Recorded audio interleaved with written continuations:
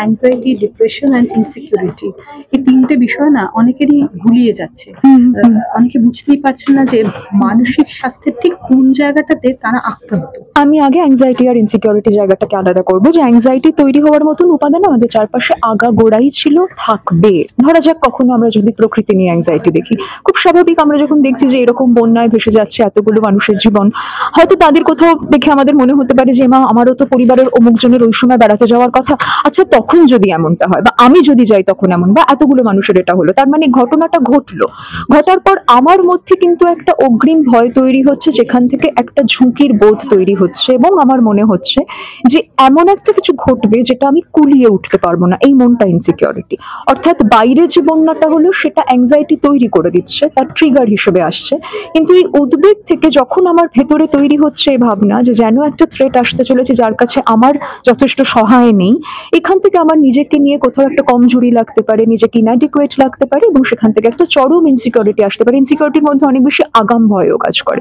অ্যাংজাইটির মধ্যেও সেটা থাকতে পারে। কিন্তু অ্যাংজাইটির ট্রিগার গুলো বাইরে থেকে আসে, এমন হতেও পারে যে অ্যাংজাইটির ট্রিগার আছে, আমি ইনসিকিউর হয়ে ভাবলাম না।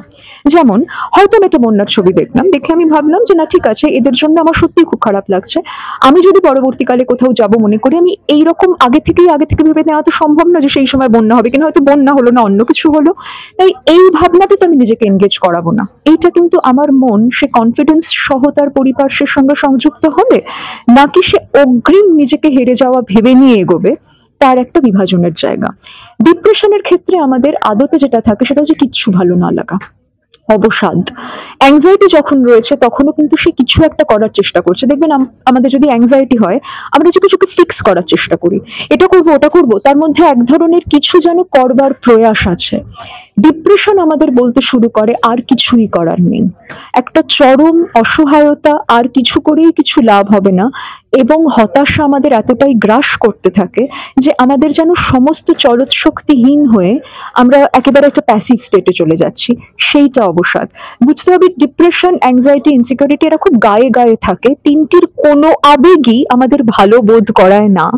যদিও আমার মনে হয় যে এই নিয়ে আমি এতটাই আক্রান্ত বোধ করছি যে আমি আমার দৈনন্দিন জীবনকে কিছুতেই আগের মতো এগিয়ে নিয়ে যেতে পারছি না, আমি আমার আগের আমিটাকেই খুঁজে পাচ্ছি না, সেক্ষেত্রে অবশ্যই কোনো মানসিক স্বাস্থ্যকর্মীর সঙ্গে কথা বলা প্রয়োজন।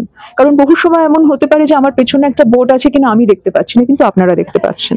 ঠিক একইভাবে একটা সলিউশন আছে যেটা আমি হয়তো এই মুহূর্তে দেখতে পাচ্ছি না, কিন্তু আরেকজনের সঙ্গে কথা বললে আমার কাছে স্পষ্ট হবে। ওয়ার্ল্ড মেন্টাল হেলথ ডেতে মন ভালো রাখার জন্য আজকের দিনে যে বিভিন্ন ধরনের চ্যালেঞ্জ রয়েছে সেখান থেকে বেঁচে মন ভালো রাখার জন্য যদি কয়েকটা টিপস আপনি বলে দেন। আমার ওই রকম ভাবে টিপস যদি নাও বলি, একটা যেটা বলতে পারি যে সত্যিই তো পরিপার্শ্বে যে নানান ধরনের সংকট, দুর্যোগ, এবং এবারের থিমের মধ্যে আমাদের ক্যাটাস্ট্রফি রয়েছে, ক্রাইসিস রয়েছে, তো সেইটার তো সত্যি কথা বলতে কি আমাদের হাতে থাকবে না।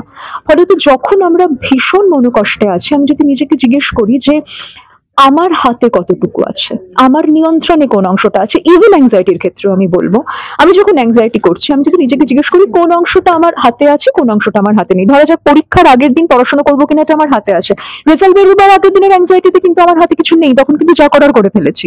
তাহলে যে অংশটুকু আমার হাতে আছে আমি কি সেই অংশটুকুকে আরেকটু নিজের মতন করে প্ল্যানিং এ ফেলতে পারি? এটা একটা দিক।